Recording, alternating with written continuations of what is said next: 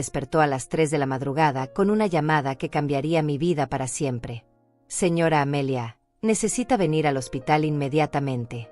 Su hija Leticia está en estado crítico, pero escúcheme bien. No le diga nada a Rafael. Por favor, confíe en mí. Mi corazón se detuvo. Leticia tenía solo 32 años. Era saludable, fuerte. ¿Qué podía haber pasado en una noche cualquiera de martes para que terminara en el hospital? Me vestí temblando, sin entender por qué la enfermera me había pedido específicamente que no avisara a mi yerno. El camino al hospital se sintió eterno. Cada semáforo en rojo era una tortura. Mis manos sudaban mientras sostenía el volante, y mi mente no podía dejar de imaginar los peores escenarios. ¿Un accidente de auto? ¿Una enfermedad repentina? ¿Un asalto? Pero entonces, ¿por qué esa instrucción tan extraña sobre Rafael? Cuando llegué al Hospital General San José, todo el segundo piso estaba acordonado. Policías, bomberos, paramédicos corriendo de un lado a otro. El ambiente estaba tenso, como si hubiera ocurrido algo terrible que aún no podía comprender. Una enfermera joven me guió por pasillos laterales, evitando el área principal donde se concentraba toda la actividad. Doctora Morales quiere hablar con usted primero, me susurró mientras caminábamos. Sus ojos reflejaban una mezcla de compasión y algo que no podía identificar. ¿Miedo? ¿Enojo? ¿Pena? Había trabajado en hospitales durante 20 años antes de jubilarme, y reconocía esa expresión. Era la misma que yo había puesto tantas veces cuando tenía que dar noticias difíciles. Esperé en una pequeña sala de consultas que olía a desinfectante y café frío. Las paredes blancas estaban decoradas con carteles sobre prevención de enfermedades, pero mi mente no podía enfocarse en nada. Cada minuto que pasaba se sentía como una hora. Escuchaba voces amortiguadas en el pasillo, radios de la policía, el sonido constante de las máquinas médicas. La doctora Morales entró finalmente. Era una mujer de unos 40 años, con el cabello recogido y una bata que había visto mejores días. Se sentó frente a mí y me tomó las manos con una delicadeza que me asustó más que cualquier grito. Señora Fagundes, su hija está estable ahora, pero necesito que sepa algo antes de verla. Cuando los paramédicos entraron al departamento donde vive con Rafael, su voz se quebró ligeramente. Encontramos cosas que sugieren que esto no fue un accidente. El mundo se tambaleó bajo mis pies. Mi respiración se volvió superficial y sentí que las paredes de la pequeña habitación se cerraban sobre mí. ¿Qué tipo de cosas?, logré susurrar. Evidencia de violencia doméstica prolongada. Su hija tiene fracturas que están sanando, moretones en diferentes etapas de curación, y... La doctora hizo una pausa, como buscando las palabras correctas. Hemos encontrado documentación. Fotos, grabaciones de audio, notas escritas a mano. Su hija ha estado recopilando evidencia durante meses. Durante 3 años había sentido que algo no encajaba en el matrimonio de Leticia. Pequeños detalles que todos ignoraban, como ella dejó de usar sus vestidos favoritos de colores vivos y empezó a vestirse solo con tonos neutros y ropa que cubría más piel. Como sus visitas se volvieron menos frecuentes, y cuando venía, siempre tenía prisa por regresar a casa. Como Rafael siempre tenía una excusa perfecta para cada cambio en el comportamiento de mi hija. Leticia está más delgada porque está haciendo ejercicio, decía él con esa sonrisa encantadora que conquistó a toda mi familia. Ya sabes cómo son las mujeres con las dietas. Cuando yo mencionaba que mi hija parecía nerviosa o distraída, Rafael rápidamente explicaba: ha estado estresada en el trabajo. Le dije que debería renunciar, que yo gano lo suficiente para mantenerla, pero ya conoces a Leticia, siempre tan independiente. Pero cada vez que mencionaba mis preocupaciones, la familia me decía que estaba exagerando, que estaba proyectando mis propios traumas de mi matrimonio fallido. Rafael es un hombre maravilloso, me repetía mi hermana Carmen cada vez que yo expresaba mis dudas. Gana muy bien en el banco, cuida a Leticia, es educado con todos nosotros. Trae flores cuando viene a visitarnos, ayuda a Roberto con las reparaciones de la casa, le compra regalos caros a Leticia. Amelia, estás viendo problemas donde no los hay. Francisco, mi hermano mayor, era aún más directo. Eres una suegra entrometida. Deja que Leticia viva su matrimonio en paz. No todos los hombres son como tu exesposo. Solo porque tú tuviste mala suerte no significa que Rafael sea igual. Sus palabras me dolían porque sabía que tenían algo de razón. Mi divorcio había sido traumático. Mi exmarido había sido emocionalmente abusivo, y tal vez por eso estaba hipersensible a las señales de alarma. Pero este sentimiento era diferente. Era visceral, maternal, imposible de ignorar. Incluso Graciela, mi cuñada más cercana, me había dicho hace apenas una semana durante nuestra reunión familiar mensual: Amelia, me preocupa que estés creando conflictos familiares por puras sospechas. Rafael adora a Leticia. Los he visto juntos y se nota el amor. Él la mira como si fuera lo más valioso del mundo. Norma, la esposa de Francisco, había añadido: además, fíjate en cómo la consiente. Le compró ese collar de perlas que cuesta más de $2,000. Le cambió el auto por uno más nuevo. La llevó a esas vacaciones a Cancún que costaron una fortuna. Un hombre que maltrata a su esposa no hace esas cosas. Pero yo recordaba cómo Leticia había lucido incómoda con ese collar, cómo había mencionado que prefería su auto viejo porque tenía más personalidad, y cómo había vuelto de Cancún más callada que antes. Mamá, estás paranoica, me había dicho Leticia la última vez que intenté hablar con ella sobre Rafael. Rafael me ama. Sé que a veces puede parecer controlador, pero es porque se preocupa por mí. Es protector, no abusivo. Esa noche, mientras la doctora me llevaba hacia la habitación de mi hija, supe que mi instinto maternal había estado gritándome la verdad desde el principio. Si alguna vez has sentido que algo no está bien pero todos a tu alrededor te dicen que estás loca, sabes exactamente lo que yo estaba viviendo en ese pasillo del hospital. Para entender cómo llegamos a esta pesadilla, necesito contarte sobre la niña que Leticia había sido y cómo Rafael logró engañar a toda mi familia durante 3 años completos. Leticia siempre fue mi orgullo. Desde pequeña mostró una personalidad fuerte e independiente que me recordaba a mi propia madre, Elena, quien había criado 5 hijos sola después de enviudar a los 40 años. Mi hija heredó esa determinación férrea y esa capacidad de levantarse después de cualquier caída. En la universidad, Leticia estudió Administración de Empresas con una beca completa por méritos académicos. Trabajaba medio tiempo en una cafetería para pagarse sus gastos personales, aunque yo le ofrecía ayuda constantemente. Mamá, necesito aprender a valerme por mí misma, me decía con esa sonrisa decidida que tanto amaba. A los 24 años ya había conseguido un puesto en una empresa de consultoría financiera. Ganaba $4,500 al mes, tenía su propio departamento, viajaba por trabajo, y cada fin de semana me contaba sus aventuras con la emoción de quien está construyendo su propio camino. Quiero ser como la abuela Elena, me decía mientras almorzábamos en su restaurante favorito. Fuerte, independiente, capaz de enfrentar cualquier tormenta sin depender de nadie. Esa era la Leticia que yo conocía, decidida, ambiciosa, con planes de abrir su propia consultoría antes de los 35. Hablaba de viajar por Europa, de comprar una casa en las afueras de la ciudad, de tener hijos cuando estuviera lista, no cuando alguien más se lo pidiera. Mi familia siempre había sido unida, pero también tremendamente tradicional. Carmen, Francisco, Roberto y Norma tenían ideas muy específicas sobre cómo debía ser la vida de una mujer: casarse joven, tener hijos rápido y dejar que el esposo tome las decisiones importantes. Yo había sido la oveja negra por divorciarme y criar a Leticia sola durante 8 años. Amelia, una mujer necesita un hombre que la proteja, me repetía Carmen constantemente. Tú criaste a Leticia para ser demasiado independiente. Eso va a espantar a los buenos pretendientes. Francisco era aún más directo en sus opiniones. Las mujeres de hoy en día creen que pueden tenerlo todo, pero al final terminan solas y amargadas. Leticia necesita encontrar un buen hombre antes de que se le pase el tiempo. Cuando Leticia cumplió 28 años sin novio formal, la presión familiar se intensificó. En cada reunión familiar, alguien mencionaba que se estaba quedando solterona, que debería bajar sus estándares, que los hombres buenos no buscan mujeres demasiado exitosas. Fue en esa época de vulnerabilidad cuando apareció Rafael. Lo conoció en una conferencia de finanzas corporativas donde él trabajaba como gerente de cuentas en uno de los bancos más prestigiosos de la ciudad. Rafael tenía 35 años, un salario de $8,000 mensuales, una sonrisa perfecta y un currículum impresionante. MBA en Estados Unidos, 2 idiomas, familia de profesionales, casa propia en un barrio exclusivo. Mamá, es increíble, me dijo Leticia después de su tercera cita. Es inteligente, exitoso, divertido. Y lo mejor de todo es que respeta mi carrera.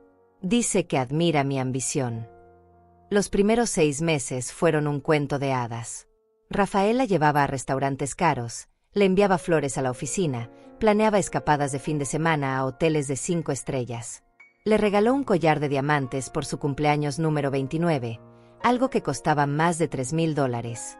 Por fin Leticia encontró a un hombre de su nivel, suspiraba Carmen con alivio. Rafael tiene clase, educación, estabilidad económica. Es exactamente lo que ella necesitaba. La familia entera se enamoró de Rafael antes que mi propia hija. Francisco lo invitó a ver partidos de fútbol y a jugar cartas los domingos.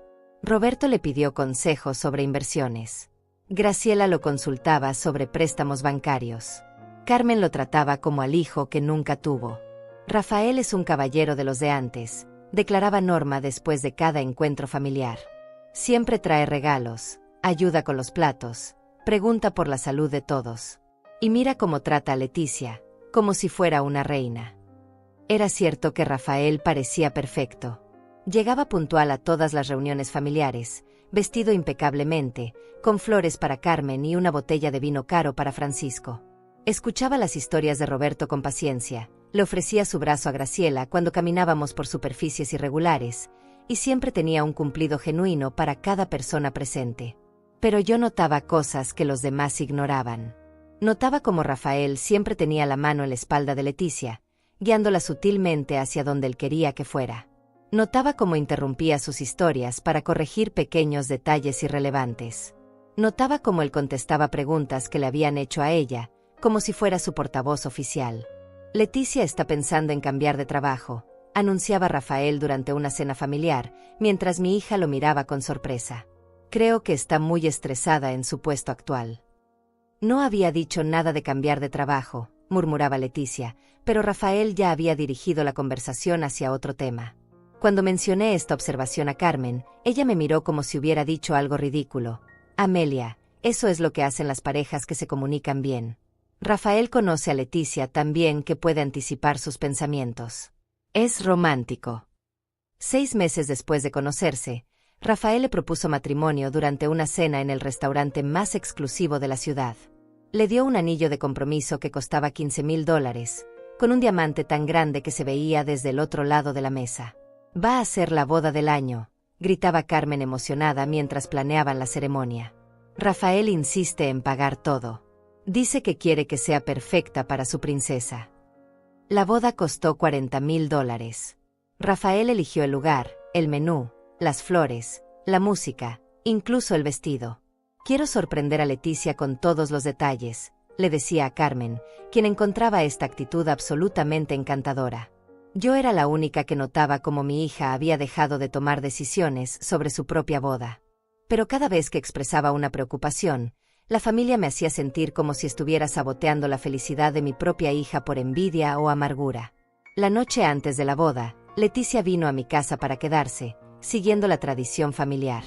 Estaba sentada en mi cocina, todavía con ruleros en el cabello, cuando le pregunté si era completamente feliz. Por supuesto que soy feliz, mamá, me respondió, pero había algo en su voz que no me convencía. Rafael es maravilloso. Me ama. La familia lo adora. ¿Qué más puedo pedir? Esa respuesta me rompió el corazón porque sonaba más como una justificación que como una declaración de amor. Los primeros signos de que algo estaba terriblemente mal comenzaron apenas 3 meses después de la boda, pero fueron tan sutiles que casi los pasé por alto. Leticia había dejado de llamarme todos los días. Antes del matrimonio, hablábamos por teléfono cada mañana mientras ella tomaba su café y yo preparaba mi desayuno. Eran conversaciones cortas pero constantes. Me contaba sobre su trabajo, sus planes para el fin de semana, algún chisme de la oficina o simplemente cómo había dormido. De repente, esas llamadas se volvieron esporádicas. Cuando yo la llamaba, Rafael siempre parecía estar cerca.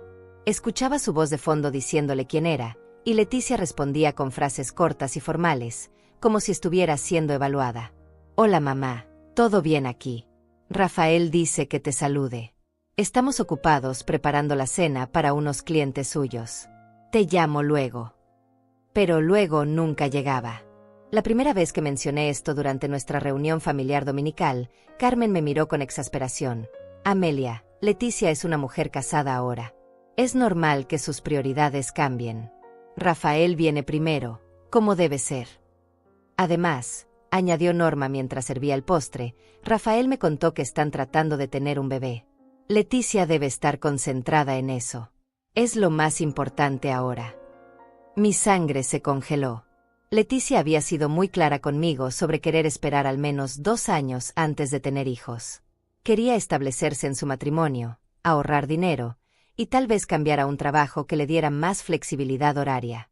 ¿Leticia te dijo eso directamente?, le pregunté a Norma. Bueno, no exactamente. Pero Rafael estaba comentando sobre cuánto le gustaría ser padre pronto, y es obvio que una esposa debe apoyar los sueños de su esposo. Francisco asintió con aprobación. Rafael será un padre excelente. Tiene la estabilidad económica y la madurez que se necesita. Leticia tiene suerte de tener un esposo que quiere formar una familia sólida. Cuando finalmente logré hablar a solas con Leticia 2 semanas después, le pregunté directamente sobre los planes de embarazo. Rafael cree que sería buena idea empezar a intentar, me dijo, pero había una vacilación en su voz. Dice que tengo 30 años y que no deberíamos esperar demasiado. ¿Pero tú qué quieres?, insistí. Quiero lo que sea mejor para nuestro matrimonio, respondió, y esa frase me heló la sangre porque sonaba como algo que había memorizado, no como algo que sentía. Los cambios en su apariencia también empezaron a ser notorios. Leticia siempre había sido colorida en su forma de vestir. Le encantaban los vestidos rojos, las blusas amarillas, los zapatos llamativos. Tenía un estilo único que reflejaba su personalidad vibrante. Pero después de la boda, empezó a vestirse exclusivamente con colores neutros: beige, gris, blanco, negro. Sus vestidos se volvieron más conservadores, con mangas largas y cuellos altos. Incluso en verano usaba ropa que cubría completamente sus brazos y piernas. Rafael me ayuda a elegir mi ropa ahora, me explicó cuando le pregunté sobre el cambio. Tiene muy buen gusto para la moda. Dice que como esposa de un ejecutivo bancario, debo proyectar una imagen más sofisticada. Pero a ti siempre te gustaron los colores vivos, le recordé. Eso era cuando era soltera. Ahora soy una mujer casada. Debo vestirme de manera más apropiada. La forma en que dijo mujer casada sonaba como si fuera una profesión completamente diferente, con un manual de instrucciones que debía seguir al pie de la letra. En las reuniones familiares, Rafael comenzó a implementar pequeños cambios en la dinámica que nadie más parecía notar. Siempre se sentaba junto a Leticia, tan cerca que sus sillas prácticamente se tocaban. Cuando alguien le hacía una pregunta a ella, él respondía primero o la ayudaba a responder con pequeñas correcciones. Leticia, ¿cómo está tu trabajo en la consultoría?, preguntaba Roberto durante una cena familiar. Bien, aunque ha estado muy demand, comenzaba a responder mi hija. Lo que Leticia quiere decir, interrumpía Rafael con una sonrisa encantadora, es que está considerando reducir sus horas. El trabajo está afectando su salud. Está muy estresada últimamente. Leticia lo miraba con una expresión que no podía descifrar. ¿Sorpresa? ¿Resignación? ¿Miedo? Es verdad, añadía ella después de una pausa. Rafael tiene razón. El estrés no es bueno para mí. Pero yo recordaba cuando Leticia había conseguido ese trabajo. Había llegado a mi casa saltando de emoción, diciéndome que era la oportunidad de su vida, que finalmente podía demostrar todo lo que valía profesionalmente. Las visitas a mi casa también cambiaron drásticamente. Antes de casarse, Leticia venía al menos 2 veces por semana. Almorzábamos juntas los martes, y los sábados por la mañana tomábamos café mientras planificábamos actividades para el fin de semana. Después de la boda, sus visitas se redujeron a una vez cada 2 semanas, y siempre con Rafael. Él nunca la dejaba venir sola, pero lo hacía de manera tan sutil que parecía romántico en lugar de controlador. Mi esposa es muy importante para mí, le decía a quien quisiera escuchar. No me gusta estar separado de ella por mucho tiempo. Somos como una sola persona ahora. Carmen encontraba esto absolutamente adorable. ¡Qué hombre tan enamorado! Roberto debería aprender de Rafael. Pero yo notaba como Leticia ya no podía relajarse completamente cuando venía a visitarme. Siempre estaba pendiente del tiempo, mirando su teléfono constantemente, como si tuviera que reportar sus actividades minuto a minuto. «Tenemos que irnos pronto», decía después de apenas una hora de visita. Rafael hizo reservaciones para cenar y no le gusta llegar tarde. Sus conversaciones conmigo se volvieron superficiales. Ya no me contaba sobre sus problemas en el trabajo, sus sueños, sus preocupaciones. Todo era, Rafael dice esto, Rafael piensa aquello, Rafael decidió que deberíamos hacer esto otro. Era como si mi hija hubiera desarrollado un filtro mental que procesaba todas sus opiniones a través de lo que Rafael aprobaría o desaprobaría. El momento que más me alarmó fue durante una cena familiar en casa de Carmen. Leticia estaba contando una historia sobre un proyecto en su trabajo, cuando accidentalmente mencionó que había tenido que quedarse trabajando hasta las 9 de la noche durante una semana. La expresión de Rafael cambió instantáneamente. No dijo nada, pero puso su mano en la pierna de Leticia y la apretó. Ella se detuvo a mitad de la frase, como si hubiera recibido una señal de alarma. «Bueno, no fue tan malo», se corrigió inmediatamente. «Rafael me llevaba la cena a la oficina todos los días. Es muy considerado». Pero yo había visto esa mirada en los ojos de Rafael. Era la misma que había visto en los ojos de mi exesposo cuando yo decía algo que él consideraba inapropiado. Una mezcla de advertencia y promesa de consecuencias posteriores. Cuando intenté hablar con Leticia sobre lo que había observado, ella me tranquilizó con explicaciones que sonaban ensayadas. «Rafael es protector porque me ama. Es normal que los esposos se preocupen por sus esposas. Tú nunca tuviste un matrimonio así, mamá, entonces no puedes entenderlo». Esas palabras me dolieron profundamente, pero lo que más me asustaba era la forma automática en que las había dicho, como si fueran palabras de Rafael saliendo por su boca. La familia celebraba cada cambio en Leticia como una mejora. «Está más madura ahora», decía Francisco. «El matrimonio la tranquilizó», añadía Norma. «Rafael la está educando bien», concluía Carmen. Pero yo veía como mi hija vibrante e independiente se estaba desvaneciendo lentamente, siendo reemplazada por una versión silenciosa y obediente que decía todas las cosas correctas, pero había perdido esa chispa que la hacía única. Y lo más terrorífico de todo era que nadie más lo notaba. El momento que me despertó completamente a la realidad llegó 9 meses después de la boda, durante lo que debería haber sido una celebración familiar. Era el cumpleaños número 68 de Carmen, y habíamos organizado una fiesta sorpresa en su casa. Toda la familia estaba reunida, Francisco con Norma, Roberto con Graciela, y por supuesto, Leticia con Rafael. Era la primera vez en meses que veía a mi hija reír genuinamente.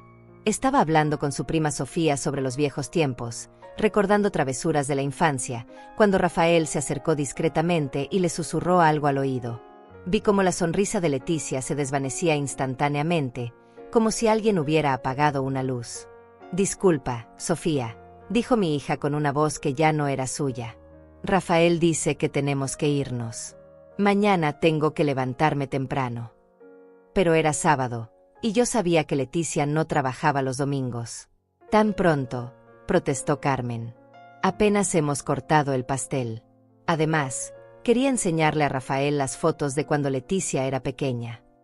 «Será en otra ocasión», respondió Rafael con esa sonrisa perfecta que ya me resultaba nauseabunda. «Leticia ha estado muy cansada últimamente. El médico le recomendó más descanso». Leticia asintió automáticamente, pero yo noté algo que me heló la sangre. Cuando se levantó para despedirse, hizo un gesto involuntario de dolor y se tocó las costillas disimuladamente. «¿Estás bien, hija?», le pregunté acercándome. «Sí, mamá. Solo un pequeño dolor muscular.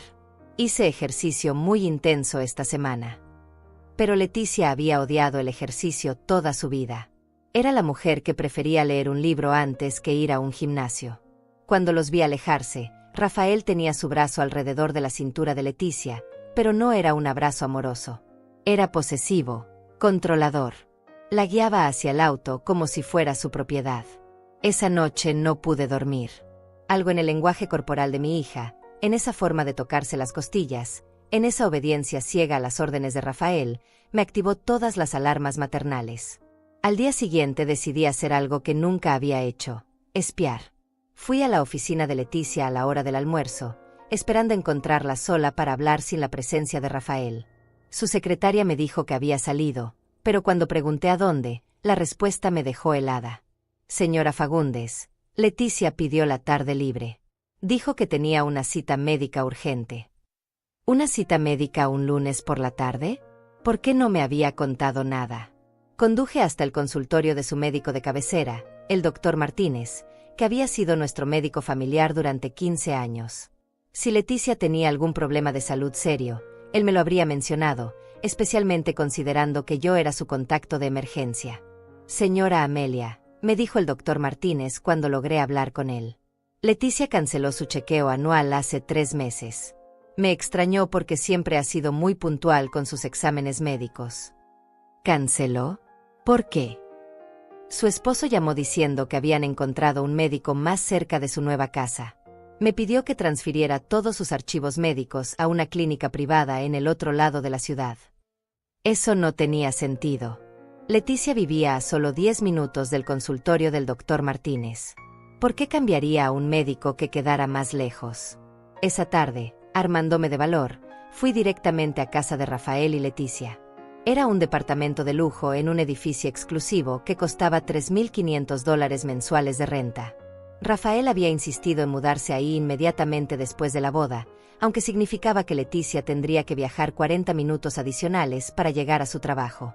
Cuando toqué el timbre, Rafael abrió la puerta. Su expresión cambió inmediatamente cuando me vio. Amelia, qué sorpresa. Leticia está descansando. Ha tenido un día muy pesado. Me gustaría verla, dije firmemente. Prefiero que no la molestes ahora. Ya sabes cómo se pone cuando está estresada. Pero desde adentro escuché la voz de mi hija. Mamá, eres tú. Rafael no tuvo más opción que dejarme pasar, pero su sonrisa era tensa, forzada. Encontré a Leticia en el sofá, vestida con una sudadera con capucha a pesar del calor. Tenía la cara pálida y ojeras profundas que el maquillaje no lograba disimular completamente. Hola, hija. ¿Cómo te sientes? Bien, mamá. Solo un poco cansada. Pero cuando se movió para darme un abrazo, vi algo que me partió el corazón. Un pequeño moretón amarillento en su muñeca, casi cubierto por la manga de la sudadera. ¿Qué te pasó en el brazo?, pregunté, tratando de mantener la voz calmada. Leticia miró rápidamente a Rafael antes de responder. Me caí en el baño esta mañana. Qué tonta, ¿verdad? Rafael me ha dicho 1000 veces que no use esos zapatos con suela resbaladiza. Es cierto, añadió Rafael inmediatamente. Le compré zapatillas antideslizantes, pero insiste en usar esos zapatos peligrosos. Las mujeres y su vanidad, ya sabes. Se rió como si fuera una broma inofensiva, pero yo noté cómo Leticia se encogió ligeramente cuando él habló. Decidí quedarme más tiempo del que Rafael claramente deseaba. Cada vez que él salía de la habitación, yo intentaba hablar con Leticia, pero ella parecía estar constantemente en guardia, como si supiera que él podía estar escuchando. Leticia, si necesitas algo, cualquier cosa, puedes llamarme a cualquier hora del día o la noche, le dije, mirándola directamente a los ojos. Lo sé, mamá. Pero estoy bien. Rafael cuida muy bien de mí. Esas palabras sonaban como un mantra que había repetido tantas veces que ya las creía. Cuando me iba, Rafael me acompañó hasta la puerta con esa cortesía exagerada que había perfeccionado. Amelia, espero que entiendas que Leticia necesita estabilidad ahora. Demasiadas visitas la alteran. Su médico dice que debe evitar el estrés. ¿Su nuevo médico?, pregunté directamente. La sonrisa de Rafael se tensó casi imperceptiblemente. Sí, encontramos un especialista excelente. Alguien que entiende mejor las necesidades específicas de una mujer casada. Esa frase me sonó extraña. ¿Desde cuándo las mujeres casadas tenían necesidades médicas diferentes? Esa noche llamé a Carmen para contarle mis preocupaciones, pero su reacción fue exactamente la que esperaba. Amelia, estás exagerando otra vez. Rafael es médico también, ¿recuerdas? Estudió medicina antes de cambiar a finanzas. Obviamente sabe que es mejor para Leticia. ¿Rafael estudió medicina? Esa es la primera vez que escucho eso. Por supuesto que lo sabías. Lo mencionó durante la boda. Hizo 2 años de medicina antes de decidir que las finanzas eran más lucrativas. No recordaba que Rafael hubiera mencionado nunca estudios de medicina, pero Carmen parecía muy segura. Además, continuó mi hermana, Leticia está en las mejores manos posibles. Rafael gana lo suficiente para llevarla a los mejores médicos privados. No entiendo por qué te quejas. 2 semanas después, durante una reunión familiar, mencioné casualmente que había visitado a Leticia y que me había parecido un poco pálida. Es normal, dijo Norma inmediatamente. Las mujeres casadas a menudo tienen esos cambios. El cuerpo se adapta a la nueva vida.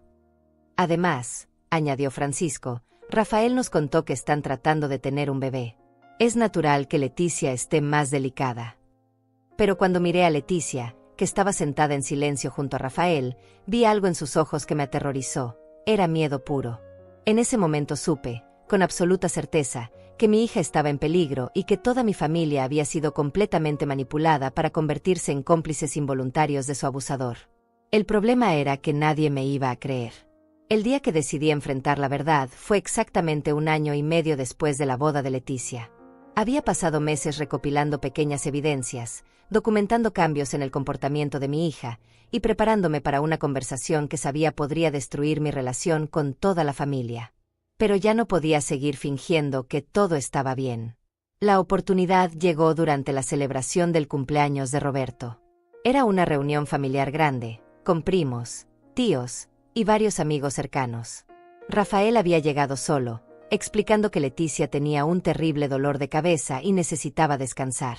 Pobrecita, suspiraba Carmen mientras servía el pastel. Rafael me contó que ha estado teniendo muchas migrañas últimamente. El estrés del trabajo, supongo. Pero yo sabía que Leticia había dejado su trabajo en la consultoría hacía 3 meses. Rafael había anunciado orgullosamente que su esposa ya no necesitaba trabajar porque él ganaba lo suficiente para mantenerla. Es lo mejor para ella, había explicado durante una cena familiar. El trabajo la estaba enfermando. Ahora puede concentrarse en ser una buena esposa y prepararse para la maternidad.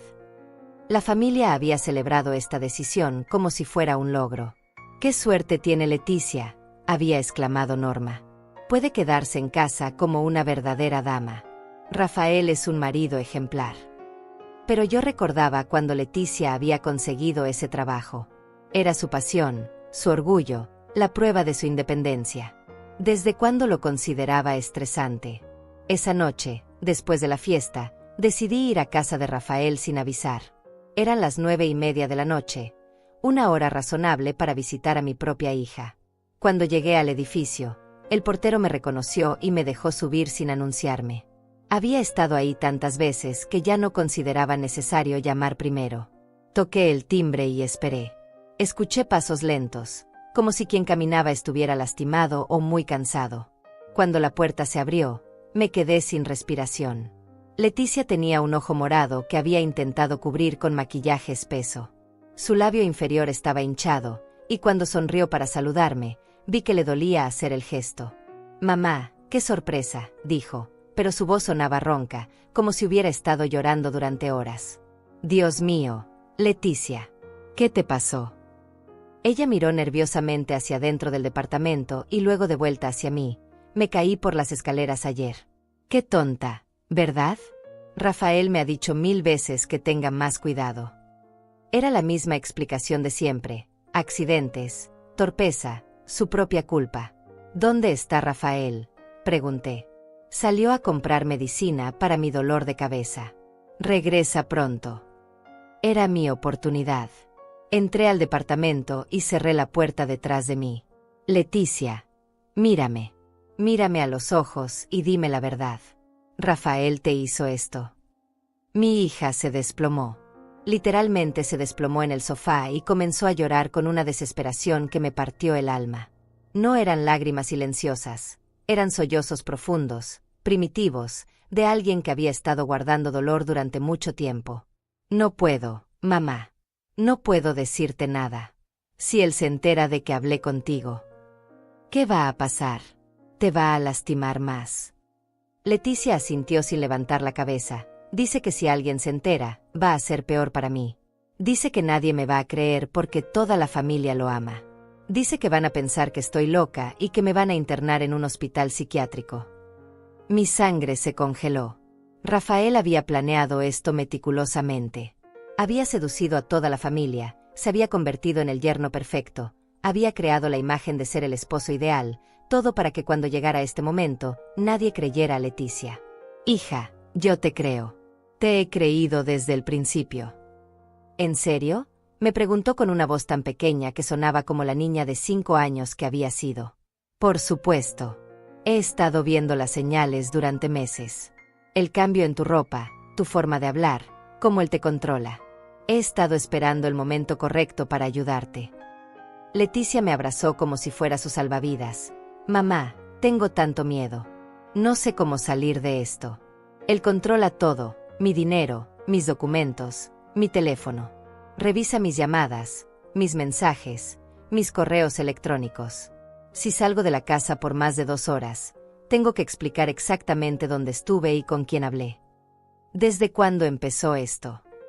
Gradualmente. Al principio eran pequeñas cosas. Me decía que ropa me quedaba mejor, sugería que no necesitaba hablar tanto contigo porque eso era cosa de mujeres solteras. Luego empezó a revisar mi teléfono, por cariño, para asegurarse de que nadie me estuviera molestando. Leticia se secó las lágrimas y continuó. Después del matrimonio, todo empeoró. Comenzó a controlar mi dinero diciéndome que como esposos deberíamos tener todo en común. Abrió cuentas bancarias conjuntas y cerró las mías individuales. Dijo que era más romántico y práctico. Y la violencia física. Empezó con empujones, accidentales. Si yo decía algo que no le gustaba, me empujaba y luego se disculpaba diciendo que había sido sin querer. Luego vinieron los agarrones fuertes cuando estaba tratando de explicarme algo importante. Siempre tenía una justificación.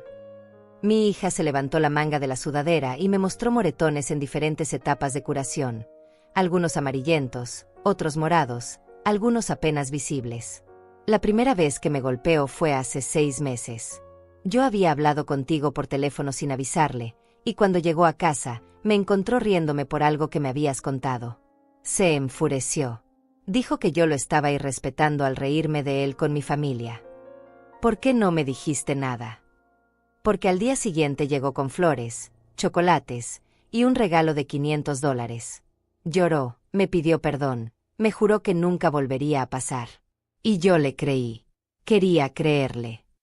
Leticia me contó cómo Rafael había perfeccionado el ciclo de abuso, violencia, seguida de arrepentimiento extremo, regalos costosos, promesas de cambio, una luna de miel temporal, y luego más violencia. Cada vez las disculpas son más elaboradas. La semana pasada me compró un collar de $2,000 después de... Se tocó las costillas.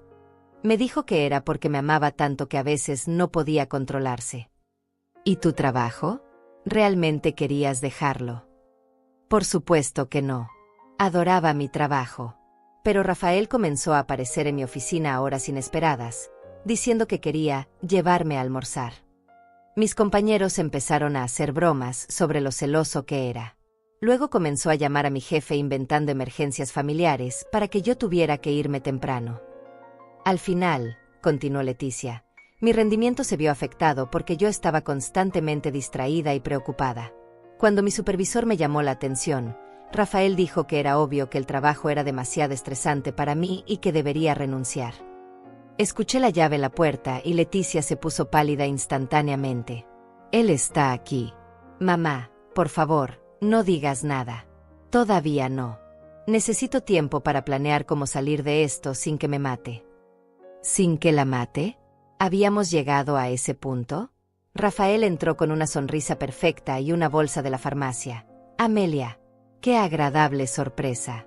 Leticia me dijo que tenías planes familiares esta noche. Cambié de opinión. Quería ver cómo estaba mi hija después de su accidente.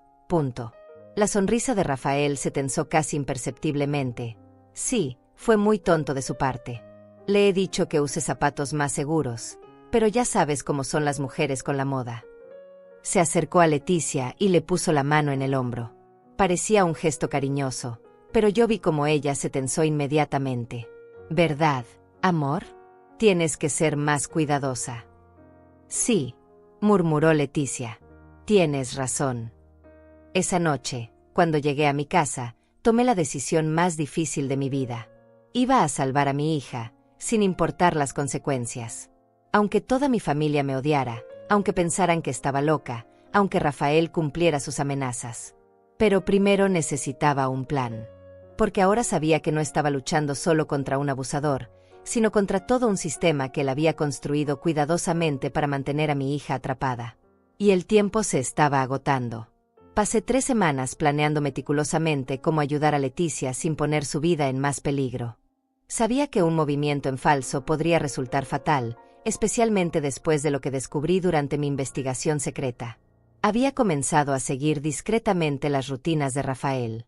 Descubrí que todos los martes salía del banco a las 5:30, pero no llegaba a casa hasta las 7:30. ¿Dónde pasaba esas 2 horas? Un martes decidí seguirlo. Lo vi estacionarse frente a un edificio de apartamentos económicos al otro lado de la ciudad. Subió al 3er piso y entró a un departamento donde le esperaba una mujer joven, rubia, de unos 25 años. Se quedó ahí exactamente 1 hora y media. Rafael tenía una amante. Esta información me dio la primera herramienta real para ayudar a Leticia. Pero necesitaba más evidencia antes de actuar. La oportunidad llegó cuando Rafael anunció que tenía que viajar a una conferencia bancaria en Miami durante 4 días. Sería la primera vez en meses que Leticia estaría sola por más de unas pocas horas. «Voy a extrañar mucho a mi esposa», le dijo a Carmen durante una cena familiar. «Pero es importante para mi carrera. Quiero darle a Leticia la mejor vida posible». Carmen casi se derrite con esas palabras. «Eres un esposo tan dedicado, Rafael. Leticia es muy afortunada». La noche antes de que Rafael partiera, fui a cenar a su departamento. Él estaba haciendo sus maletas mientras Leticia preparaba una cena elaborada, como si fuera su última comida juntos en años en lugar de una separación de 4 días. «Leticia va a estar muy sola sin mí», comentó Rafael mientras empacaba. «Espero que la familia pueda visitarla. No me gusta que esté sola demasiado tiempo. Se pone nerviosa y hace cosas tontas». Era una advertencia disfrazada de preocupación. Estaba diciéndole a la familia que vigilara a Leticia en su ausencia. «Por supuesto», dijo Carmen inmediatamente. «Norma y yo iremos a almorzar con ella mañana mismo». «Perfecto». Eso significaba que tendría que esperar hasta el segundo día para hablar con mi hija en privado. El jueves por la mañana, después de confirmar que Rafael había llegado a Miami y que Carmen estaba en su trabajo, fui al departamento de Leticia con un plan específico. Cuando abrió la puerta, se veía diferente. Menos tensa, aunque todavía asustada. Era como si pudiera respirar un poco mejor cuando él no estaba físicamente presente. «Mamá, qué bueno verte. Entra, por favor». «Leticia, tenemos que hablar seriamente. Y tengo algo que mostrarte». Saqué las fotografías que había tomado de Rafael entrando y saliendo del departamento de su amante, junto con los horarios detallados de sus visitas que había documentado durante 3 semanas. Leticia miró las fotos en silencio durante varios minutos. Cuando finalmente levantó la vista, había algo diferente en sus ojos. No era solo tristeza, era alivio. «Sabía que algo así estaba pasando», me dijo. Había señales. Llegaba tarde con excusas extrañas, se duchaba inmediatamente al llegar a casa, revisaba su teléfono con mucho secreto. Pero cuando le preguntaba, me decía que estaba siendo paranoica y celosa. «Hija, esto nos da una ventaja. Rafael ha estado construyendo su imagen de esposo perfecto, pero esto lo destruye. La familia va a tener que creerle cuando vean estas evidencias». Pero Leticia negó con la cabeza. «No conoces a Rafael como yo. Si él se entera de que descubrimos esto, va a inventar alguna explicación. Dirá que ella es una cliente, o una prima, o que está ayudando a alguien. Y la familia le va a creer porque quieren creerle». Tenía razón. Rafael era demasiado manipulador como para dejarse atrapar fácilmente por unas fotos. «Entonces necesitamos más», le dije. «Necesitamos evidencia de la violencia». Leticia me miró con miedo. «Mamá, eso es muy peligroso. Si él descubre que estoy recopilando evidencia. Por eso tenemos que ser muy cuidadosas. Pero piénsalo, hija, ¿cuál es la alternativa? Seguir viviendo así hasta que algún día te mate». Las lágrimas empezaron a correr por sus mejillas. A veces deseo que simplemente termine de una vez. Estoy tan cansada de tener miedo todo el tiempo. Esas palabras me desgarraron el corazón, pero también me llenaron de determinación. Mi hija estaba contemplando la muerte como un escape. No podía esperar más. Leticia, vamos a hacer esto juntas. Pero necesito que confíes en mí completamente. Durante las siguientes 2 horas, desarrollamos un plan. Leticia comenzaría a documentar secretamente los abusos. Usaría su teléfono para grabar las amenazas de Rafael, tomaría fotos de los moretones con fechas y horarios, y escribiría un diario detallado de cada incidente. ¿Pero dónde voy a esconder todo esto? Él revisa mi teléfono constantemente. Había pensado en eso. Le di un teléfono prepagado que había comprado en efectivo, sin registrar a mi nombre. Usa este teléfono solo para las evidencias. Escóndelo en un lugar donde nunca pueda encontrarlo. Y también vamos a abrir una cuenta de email secreta. Le enseñé cómo crear una cuenta de correo electrónico usando un nombre falso, y cómo enviarme copias de toda la evidencia para que estuviera respaldada en caso de que Rafael descubriera el teléfono. Mamá, tengo miedo. Si él encuentra esto. Por eso vamos a ser muy cuidadosas. Y además, voy a estar monitoreando todo. Si pasa algo, si sientes que estás en peligro inmediato, tienes que llamarme sin importar la hora. Leticia asintió, pero vi el terror en sus ojos. Estaba pidiendo a mi hija que se arriesgara aún más para poder salvarla. ¿Y qué pasa con la familia? ¿Cuándo les vamos a decir? Todavía no. Primero necesitamos evidencia irrefutable. Fotos, grabaciones, testimonios médicos. Algo que ni siquiera Rafael pueda explicar. El viernes, cuando Rafael regresó de Miami, me llamó personalmente para agradecerme por cuidar tan bien de Leticia en su ausencia. Es una bendición tener una suegra tan atenta, me dijo con esa voz melosa que ya me producía náuseas.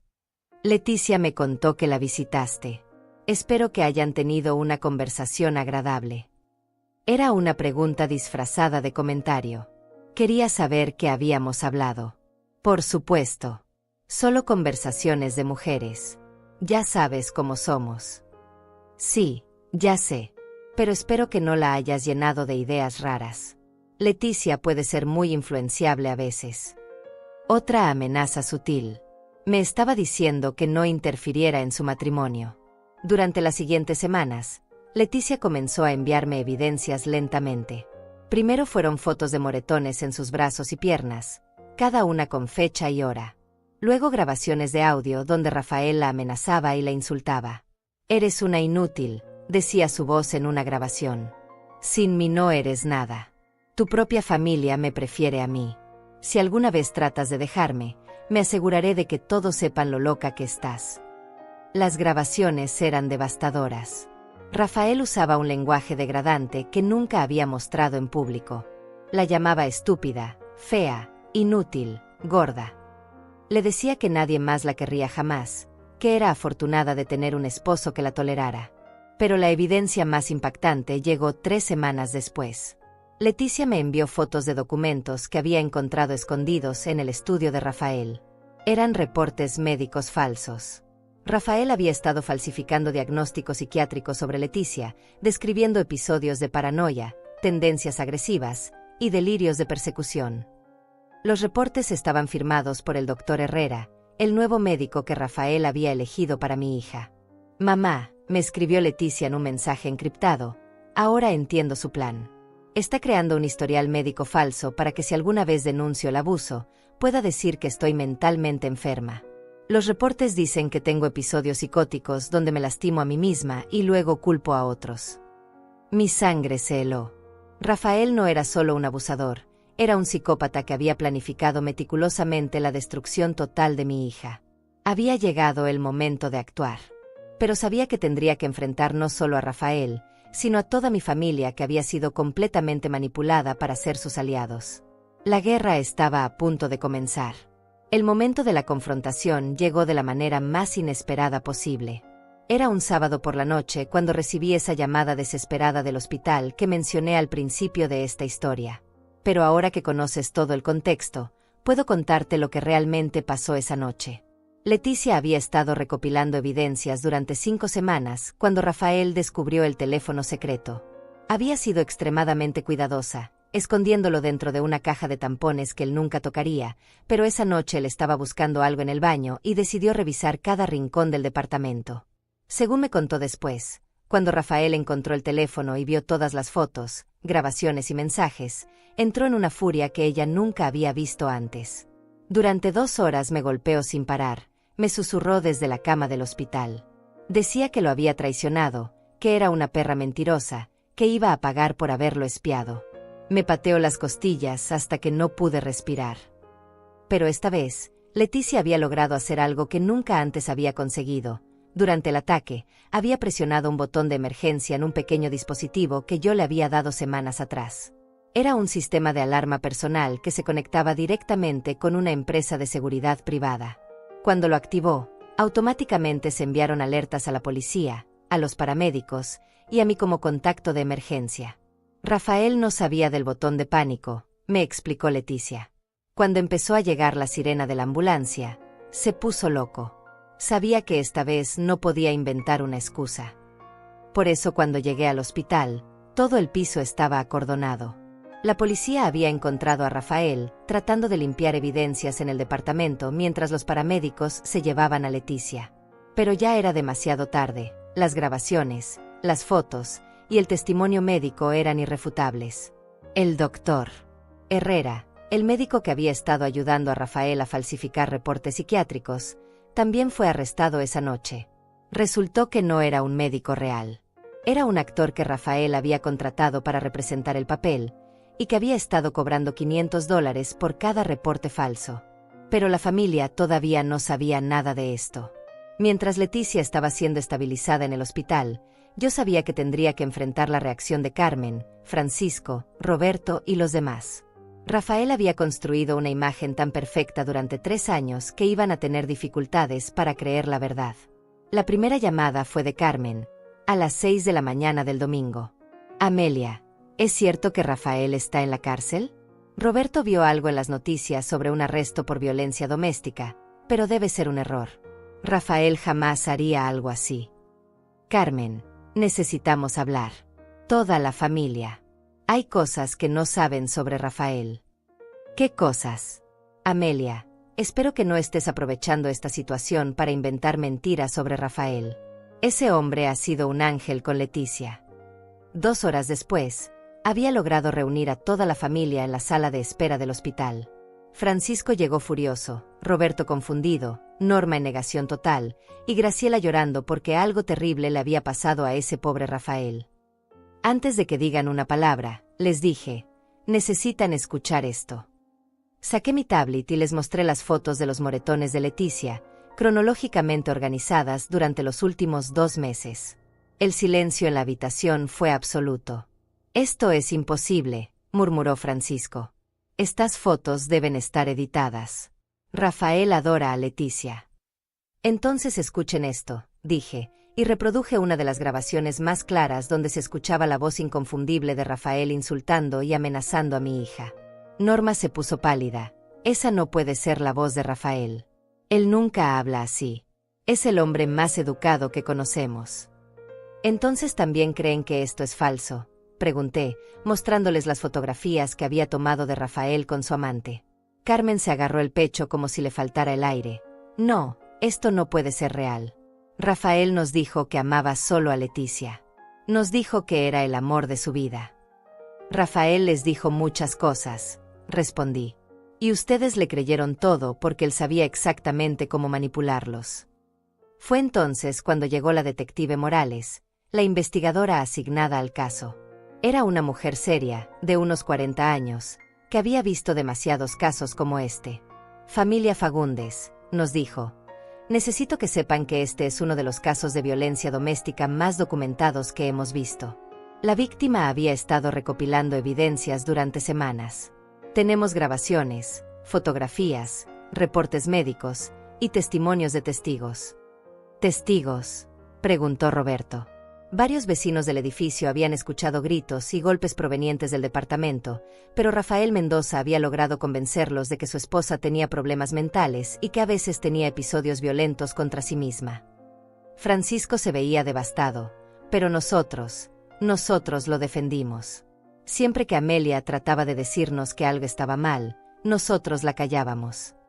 La detective continuó: es muy común en estos casos. Los abusadores como Mendoza son expertos en manipulación social.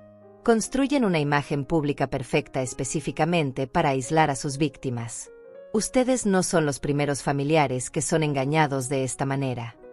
Carmen empezó a llorar. Leticia debe odiarnos. La abandonamos completamente. No, les dije firmemente. Leticia los ama. Por eso nunca les dijo nada. Rafael la convenció de que ustedes nunca le creerían, y lamentablemente, él tenía razón. En ese momento entró la doctora Martínez, la médica que había estado tratando a Leticia esa noche. La paciente está estable, nos informó.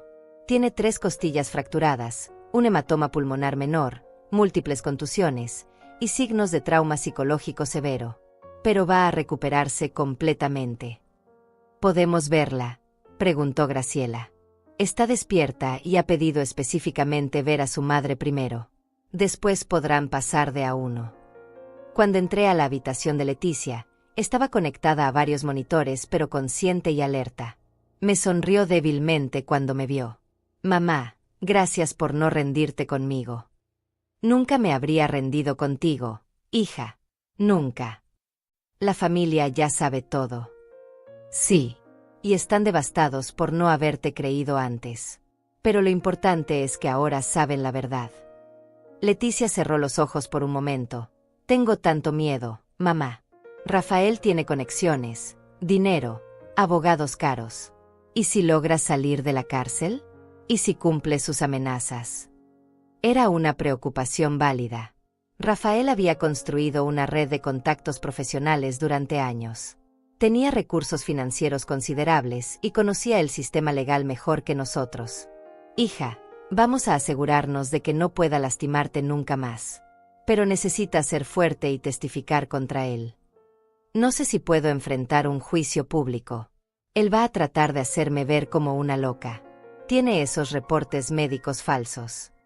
Ya no los tiene. La policía confiscó todo como evidencia. Y además, descubrieron que el doctor Herrera no era un médico real. Leticia abrió los ojos con sorpresa. ¿Qué? Era un actor que Rafael había contratado. Todo su plan para hacerte ver como mentalmente inestable se desmoronó cuando investigaron sus credenciales. Por primera vez en meses, vi algo parecido a la esperanza en los ojos de mi hija. Pero sabía que la batalla legal apenas estaba comenzando. Rafael tenía dinero suficiente para contratar a los mejores abogados de la ciudad, y ellos iban a usar todas las tácticas posibles para desacreditar a Leticia. La diferencia era que esta vez, mi hija no estaría sola. Esta vez, toda la familia estaba de su lado, y teníamos evidencias irrefutables. La guerra por la justicia estaba a punto de comenzar. Los siguientes 6 meses fueron los más intensos de nuestras vidas. Rafael había contratado al bufete de abogados más prestigioso de la ciudad, dirigido por el doctor Alejandro Vázquez, conocido por ganar casos imposibles cobrando $500 la hora. Su estrategia era predecible pero efectiva. Pintarían a Leticia como una mujer mentalmente inestable que se había lastimado a sí misma para incriminar a su amoroso esposo. Tenían recursos ilimitados para fabricar testigos, contratar expertos y prolongar el proceso hasta agotarnos económicamente. Pero ellos no sabían que yo había estado preparándome para esta guerra durante meses. El primer contraataque de Rafael llegó 2 semanas después de su arresto.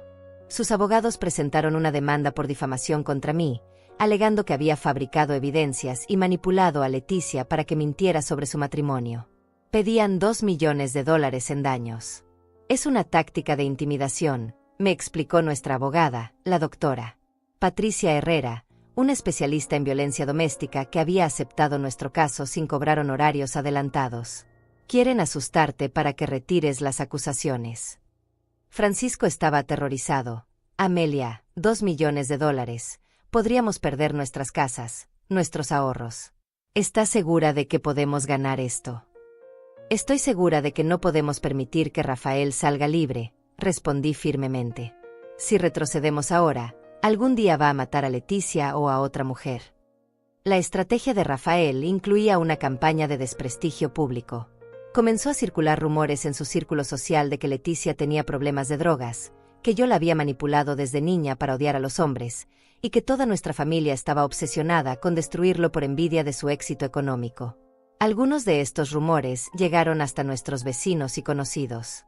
La señora Jiménez, que vivía en mi cuadra desde hacía 20 años, dejó de saludarme. El dueño de la panadería donde compraba desde hace 15 años me miraba con desconfianza. La gente está empezando a creer que nosotros somos los villanos, me dijo Carmen preocupada. ¿Y si estamos equivocados? ¿Y si Rafael realmente es inocente? Carmen, tú viste las fotos. Escuchaste las grabaciones. ¿Cómo puedes dudarlo ahora? Es que él parece tan genuino en las entrevistas televisivas. Llora cuando habla de Leticia. Dice que la ama y que no entiende por qué está haciendo esto. Rafael había contratado a una empresa de relaciones públicas que organizó apariciones en programas de televisión donde él aparecía como el esposo devastado, traicionado por una familia política vengativa. Era un actor consumado. En una entrevista particularmente efectiva, Rafael había dicho: «Amo a Leticia más que a mi propia vida. Si ella necesita ayuda psicológica, estoy dispuesto a pagar el mejor tratamiento. Pero no puedo permitir que su madre la use como un arma contra mí solo porque nunca me aceptó como yerno». Las llamadas de apoyo hacia él se multiplicaron. Mujeres escribían en redes sociales diciendo que todos los hombres exitosos enfrentan este tipo de acusaciones falsas y que era obvio que la suegra estaba celosa del éxito de Rafael. Pero nosotros teníamos una ventaja que sus abogados no conocían. Durante los meses de investigación secreta, había logrado contactar a otras víctimas de Rafael. La detective Morales había descubierto que Rafael había estado casado antes, hace 8 años, con una mujer llamada Isabella Romero.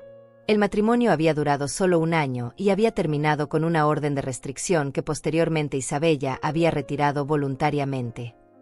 Logré encontrar a Isabella trabajando en una librería en una ciudad a 2 horas de distancia. Cuando le expliqué quién era y por qué la buscaba, se puso pálida. Sabía que esto iba a pasar algún día, me dijo con voz temblorosa.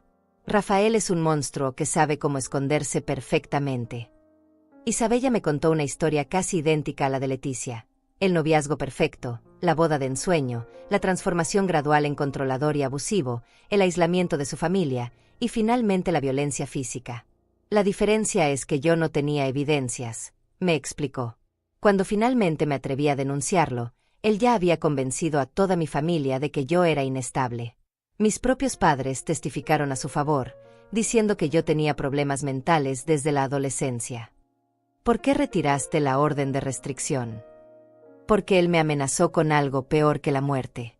Dijo que si no retiraba los cargos, iba a publicar videos íntimos míos en internet y enviarlos a mis jefes, compañeros de trabajo y familiares. En esa época yo trabajaba en una escuela, y eso habría destruido mi carrera para siempre. Isabella había conservado las amenazas por mensaje de texto de Rafael. 8 años después, todavía las tenía guardadas como recordatorio de nunca volver a confiar en él. ¿Estarías dispuesta a testificar?, le pregunté. Tengo tanto miedo, admitió. Pero si puede ayudar a tu hija. Sí. Es hora de que Rafael pague por lo que nos hizo. Con el testimonio de Isabella, nuestro caso se fortaleció significativamente.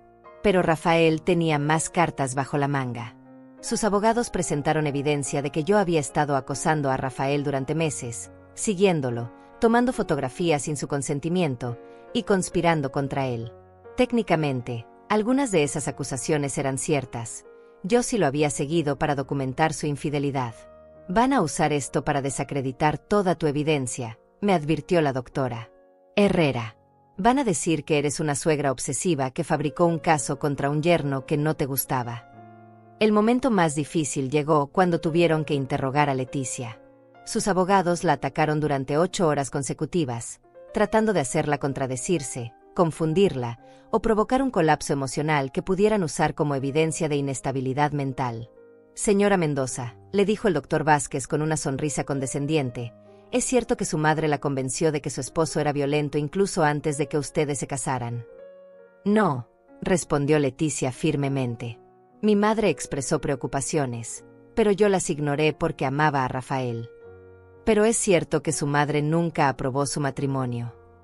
Mi madre quería que yo fuera feliz. Si Rafael me hubiera hecho feliz, ella lo habría aceptado. Y es cierto que usted tiene antecedentes de autolesión desde la adolescencia.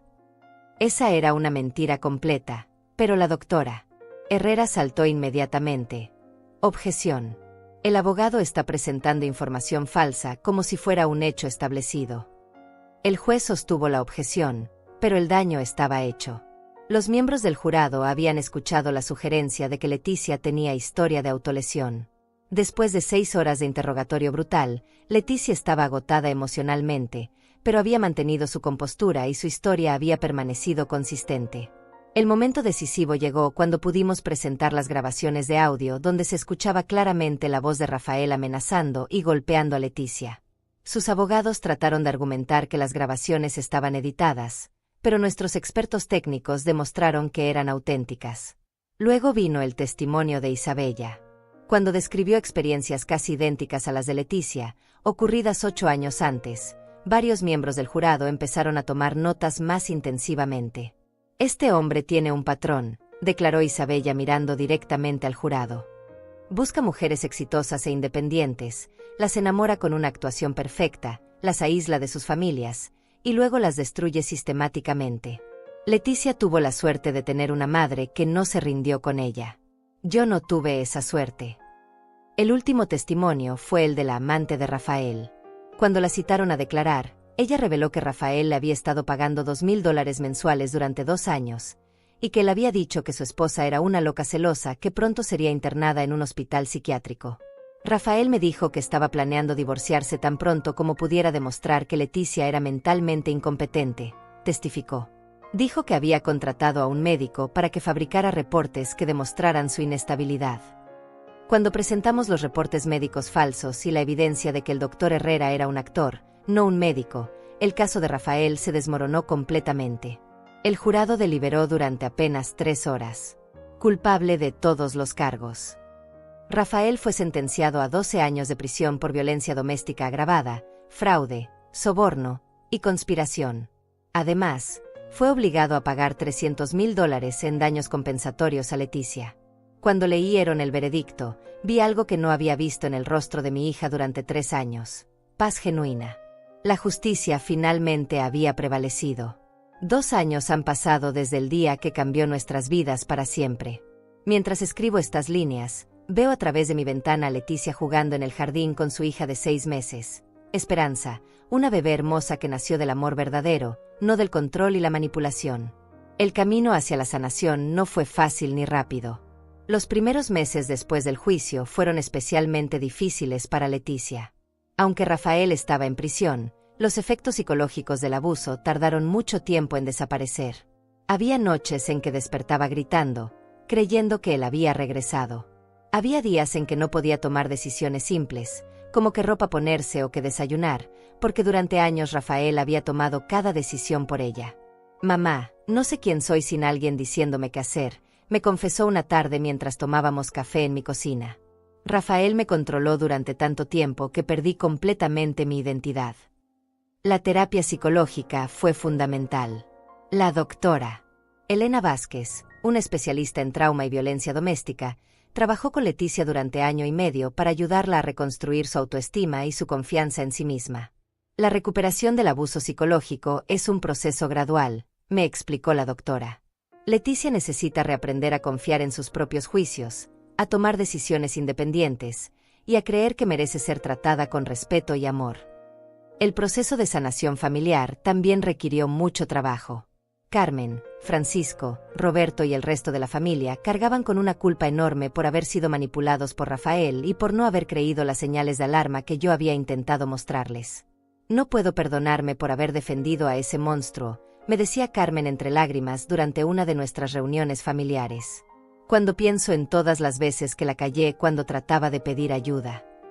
Lo importante es que ahora sabemos la verdad, le respondía. y que nunca más vamos a ignorar estas señales. La familia completa entró en terapia grupal para aprender sobre violencia doméstica, manipulación psicológica y cómo apoyar mejor a las víctimas. Fue doloroso pero necesario enfrentar cómo habíamos contribuido involuntariamente al aislamiento de Leticia. Los abusadores como Rafael son expertos en dividir familias, nos explicó la terapeuta familiar.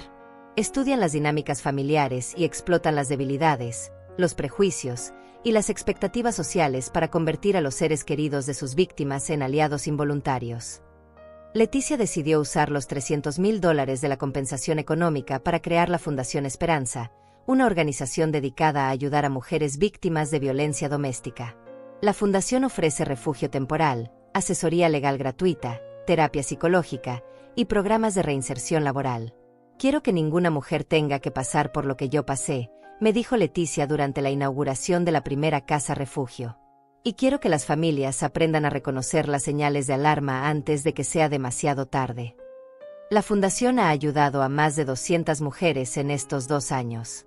Leticia se convirtió en una activista apasionada, dando conferencias en universidades, hospitales y estaciones de policía sobre cómo identificar y combatir la violencia doméstica.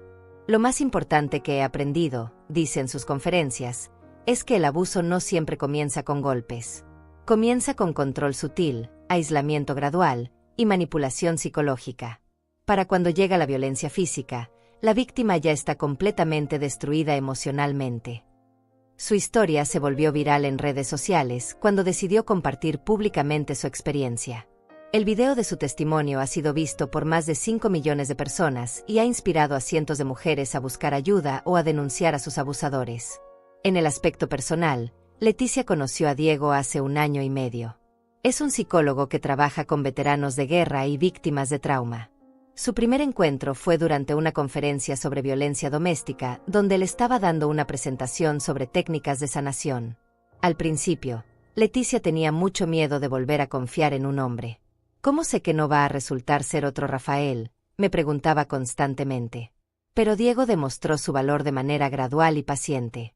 Nunca presionó a Leticia para tomar decisiones rápidas. Respetaba completamente su autonomía. Cuando ella necesitaba espacio, él se alejaba sin drama. Cuando necesitaba apoyo, él estaba ahí sin condiciones. La diferencia más grande, me contó Leticia, es que Diego me hace sentir más fuerte, no más débil. Con Rafael, cada día me sentía más pequeña, más dependiente, más insegura. Con Diego, siento que estoy creciendo, que puedo ser yo misma completamente. Su relación se desarrolló lentamente, con mucha comunicación abierta y terapia de pareja para asegurarse de que ambos entendieran las necesidades emocionales del otro. Cuando decidieron casarse el año pasado, fue una ceremonia pequeña, íntima, donde Leticia tomó cada decisión por sí misma. Esta vez soy yo quien elige todo, me dijo mientras probábamos vestidos de novia. El lugar, la música, las flores, el menú. Y si cambio de opinión sobre algo, puedo hacerlo sin que nadie me haga sentir culpable. La boda fue hermosa y genuina. Leticia irradiaba felicidad real, no la sonrisa forzada que había tenido en su primer matrimonio. Diego la miraba con admiración y respeto, no con posesión.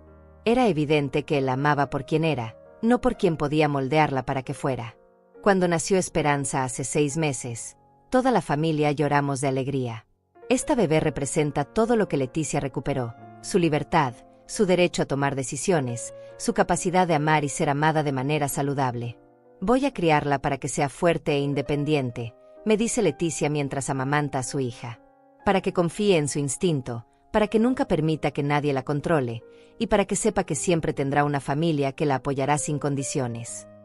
Rafael sigue en prisión y le quedan 8 años de condena. Sus abogados han intentado apelar varias veces, pero todas las apelaciones han sido rechazadas. Según nuestro abogado, es probable que cumpla la sentencia completa. Ocasionalmente recibimos noticias de que ha tratado de contactar a Leticia desde la prisión, me informa la detective Morales durante nuestros seguimientos regulares. Pero todas las comunicaciones son bloqueadas automáticamente. La orden de restricción permanente garantiza que no puede acercarse a ella ni a su familia nunca más. Isabella, la exesposa de Rafael, también reconstruyó su vida. Se mudó a nuestra ciudad después del juicio y ahora trabaja como coordinadora de programas en la Fundación Esperanza. Ella y Leticia se convirtieron en amigas cercanas, unidas por una experiencia compartida, pero también por la determinación de convertir su trauma en una fuerza positiva. Sobrevivimos, me dijo Isabella durante la última reunión de la fundación. No solo sobrevivimos, sino que prosperamos. Y ahora estamos ayudando a otras mujeres a hacer lo mismo. La familia también cambió profundamente después de esta experiencia. Aprendimos a comunicarnos mejor, a no hacer juicios apresurados, y a apoyarnos mutuamente sin condiciones. Carmen se convirtió en una defensora activa de los derechos de las mujeres. Francisco comenzó a cuestionar sus propias actitudes machistas. Roberto y Graciela se involucraron como voluntarios en la fundación. Esta experiencia nos enseñó que el amor verdadero significa creer en alguien incluso cuando no entiendes completamente su situación, reflexiona Carmen durante nuestras cenas familiares dominicales, que ahora son más frecuentes y más genuinas que nunca.